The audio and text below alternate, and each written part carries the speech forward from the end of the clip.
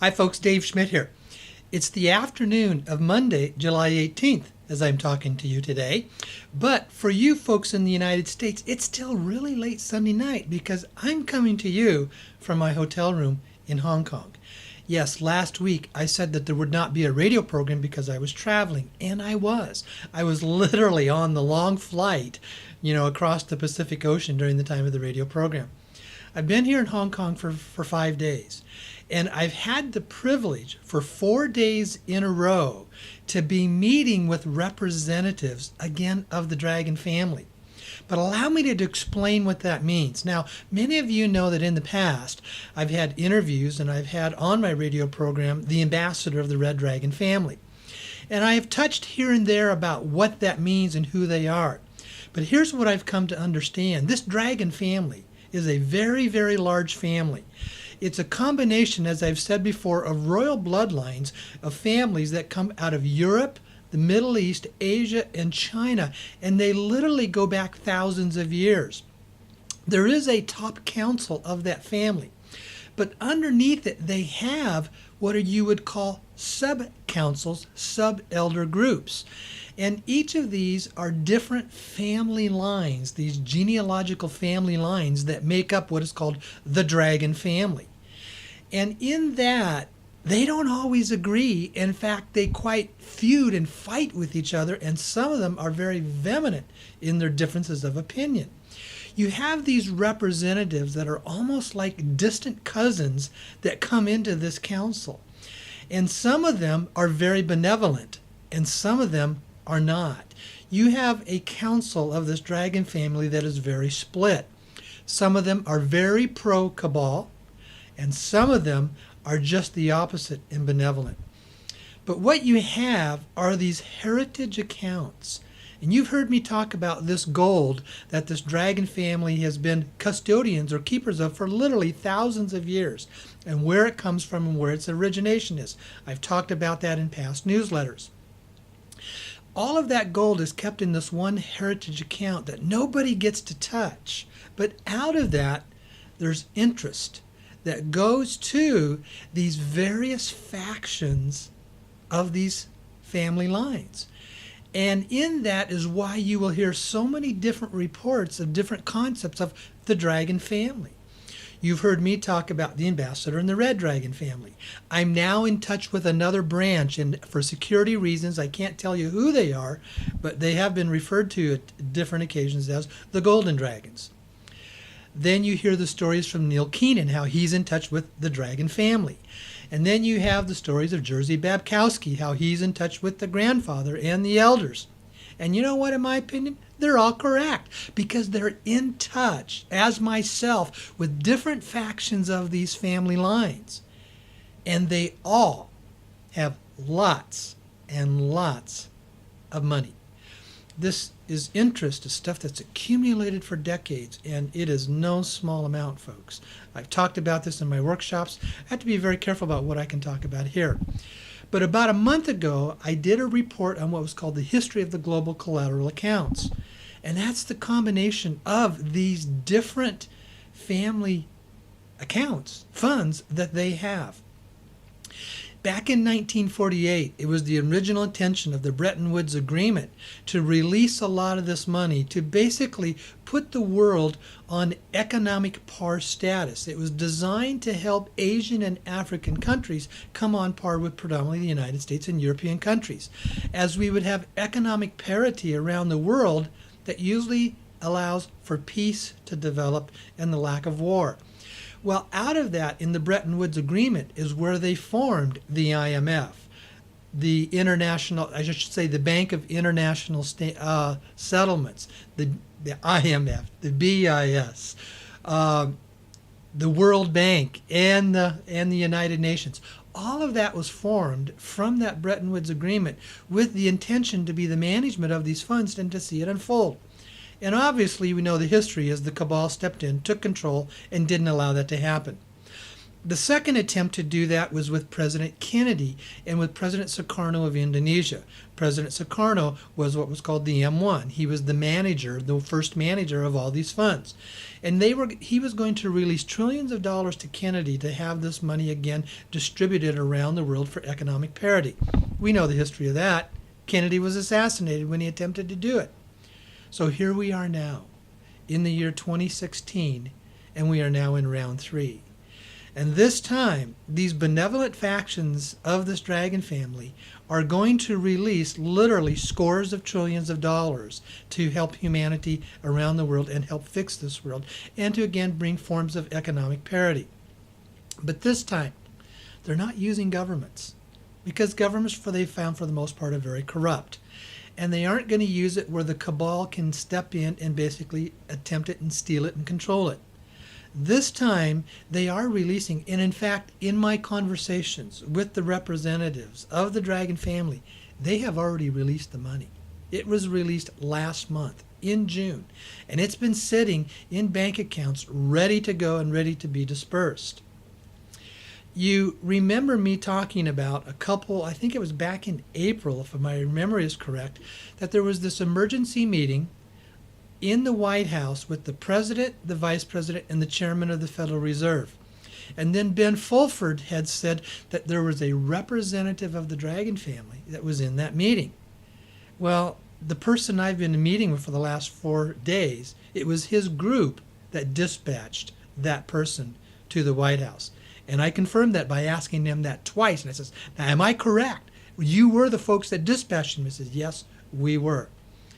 And then some of you have heard reports that last week, about 10 days ago, roughly 10 days ago, there was a meeting in Reno. And in that, all the different what you would call principles that are involved in releasing these funds through Reno, they had a meeting. And this meeting was called by a high Chinese official. And it was true. That meeting did take place. And I asked again the representative yesterday of the dragon family, he says, was it your council that dispatched this high Chinese official to the meeting in Reno? And he said, yes, it was. Because when we release these funds, when we release them to a single spot in another place around the world, and then after that, we do not micromanage that money. It's important for us to not stay in touch with all the different levels that it goes through, and we need to do that for our own security reasons. So we release it, and then we take our hands off and let the others deal with it. But they had been upset that it had been more than 6 weeks since they had released this money, and it wasn't moving. And that's why they called this meeting.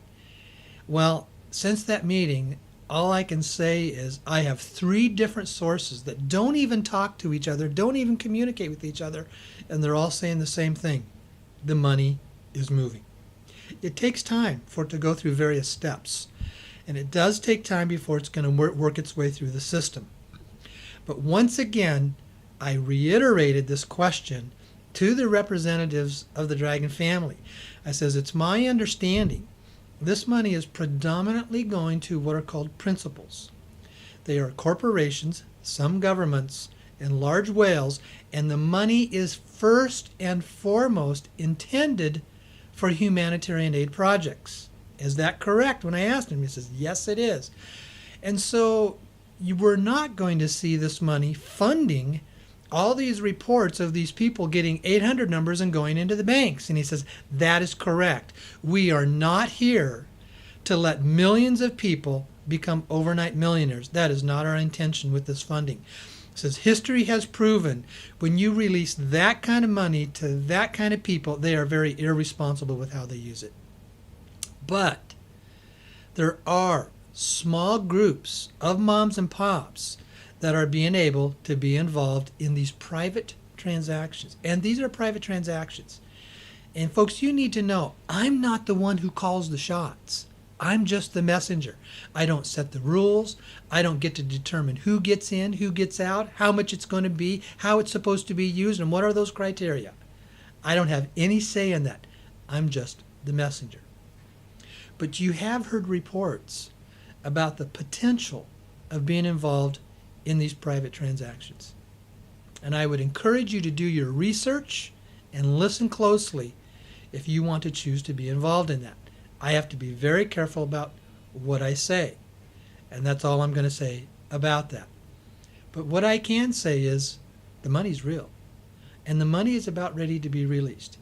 And it's going to be released in stages and in steps. In the conversation that I had this morning, again with the representative of the families, he reiterated, we will release funds to everyday moms and pops folks. And it's only going to be a small number in the beginning. And we're going to watch. Are they going to be responsible with it? Are they going to hold to the intention that this is first and foremost about humanitarian aid funding all around the world? We understand that, yes, a large number of people can sometimes do a greater good than a few individuals because it gets spread out into far greater places of what it could do. But we are also responsible with these funds. We're not here to distribute it as candy and just to let it go out there. And this is not about people becoming rich. But yes, those who do get to disperse the funds will be rewardedly on a very, let me back up. They will receive a great deal of funds for themselves personally as well. If you think it's about you first, then that's not the purpose of the money. But if you think it's about you being a vehicle to release this money to around the world to help fix and help heal this world, then yes, you will be rewarded very handsomely as well for being a part of that. And what they have said is they're going to release these funds soon. And then they're going to watch and observe how we use it. What are we doing with it? How are we putting it to work? And if we show that we are responsible to help change this world, the money will never stop. How much money could you give away? What could you do? What is it that you need? It's not about you getting millions and millions and letting it set in a bank account. It's about you being a vehicle and a channel of disbursement to so many different places around the world that could use humanitarian aid to help fix and heal this world. That's their intention. And this trip has been an absolutely wonderful trip. It's confirmed so many of the things that I already knew. It's broadened my perspective. It's given me greater detail of input, and it's helped me to understand. I would encourage you to go back and listen to some of my past newsletters and radio programs for some detailed information about what you could do. I'm limited in what I can say. I have to do that for security reasons. This is not something that's just simple and easy. This is something there are people that are very serious. One of the main reasons this has been held up, because there are Cabal people that just plain flat out do not want this to take place. They have been doing everything they can to stop this, and that's why I'm very limited in what I can say. I have to be very careful what I can say. I can speak in broad general terms, and if you understand what I've been saying here in this video, that's what I've been doing. I hope this update is going to be very helpful for you. As I'm coming to you today, it's Wednesday afternoon here in Hong Kong, and tomorrow morning I'm going to be on the plane Tuesday flying back to the United States, and you won't even see this video until I'm back in the United States, and I'll be back on the radio program on Wednesday night. I would encourage you to call in. I'm ready to have another radio program. I'm ready for you to call in with your answers. And please understand that sometimes I have to be somewhat coy about what I say in some of your questions. If I can't answer it, I'm just going to say I cannot answer that question. And thank you that you're patient with me in understanding that.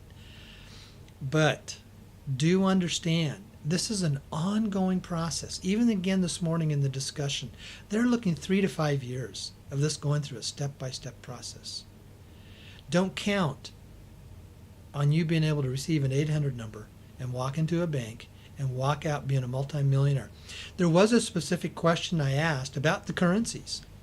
I says, okay, now you are releasing, you've basically put in multiple trillions of dollars here into the United States to be dispersed. What about all of these countries that are supposed to revalue their currencies? And the best example is the Iraqi dinar. Are you going to pay for that? Because right now, if someone wants to purchase a dinar, they pay about a tenth of a penny. And there's reports it's going to be at $3, and that's a 3,000% increase in value. Is the family paying for that? And he said, no way. That's not our responsibility. That's not about fixing humanitarian aid projects. That's about making individual people become rich. So I said, therefore, then, if I'm hearing you correctly, it's Iraq's responsibility with what they are going to do with their currency. And he said, that is correct. If Iraq wants to increase the value of its currency, that's Iraq's issue. And where they're going to get that money, we can't tell you because we're not funding it. What does that say, folks? If you are holding a 25,000 dinar note, I've talked about in the past probabilities of how that shift and change could happen. But it's up to the country of Iraq. And if it goes from a tenth of a penny to $3, that's a 3,000% increase. Who's coming up with the 3,000% increase to pay for that? And you know, and I've reported many times, and multiple people have reported on the blog sites, the dinar has been so overprinted. There are literally quadrillions and quadrillions of dinar out there for people to turn in. So, where's the money coming from? It's not happening that way. I'd love to be wrong. But folks, use common sense. Put your thinking cap on. I learned something through my 20 years in politics. Follow the money, follow the money, follow the money. Where's the money going to come from to pay for that? If that should happen, what does it do to a worldwide economy when you have literally hundreds of thousands of people that became overnight multimillionaires? What you've done is created this new super wealthy 1%. What do you do when you have more than 1,000 people who have enough dinar that overnight they can become more wealthy than Bill Gates? And who's paying for it? They don't just print this money up as fiat currency out of the middle of nowhere and just give it to you. And they have no obligation. Iraq has no obligation to put their currency at $3 a dinar. None. They are a sovereign country who can do what they want, when they want. But when you come to the private exchanges, that's a whole different story. Because it is there that the dragon families that are choosing to participate in this are just choosing to use the currencies as a vehicle. That's it. It has nothing to do with what's going on in the internal politics and the issues in the country of Iraq. Absolutely nothing. They're just using it as a vehicle because they have to do this in a legal process and a legal matter, so they have chosen to do a private currency exchange, and they are choosing to set the value of that currency. And it is a vehicle to move money out into the world, to improve this world's economy and to improve this earth because of the degradation that we of a human race have brought to it. That's this intention. That's the intention that was originally in the Bretton Woods Agreement. It's the intention of the global collateral accounts, and it's the intention of the families that are choosing to release trillions of dollars at this period of time. And yes, there are some of us that have had the privilege to be involved in that. But I don't set the rules of who, where, when, and how much. I get to just be the messenger. But this is a message that I've been waiting to bring. This is a message that I'm very thankful to be a part of, and this is a message I've basically been able to confirm in a better way than ever before. I expect good things to be happening very soon. I can't give you dates. I don't know. I can't give you rates. I don't know. But I can say this is my 4th trip to Hong Kong, and I've been able to meet with representatives of these dragon families each and every time. And each and every time it gets confirmed in a deeper matter than ever before. So, thank you. Enjoy having you on the radio program on Wednesday night, and call in with your questions. Okay? Thanks a lot. Okay. Bye-bye.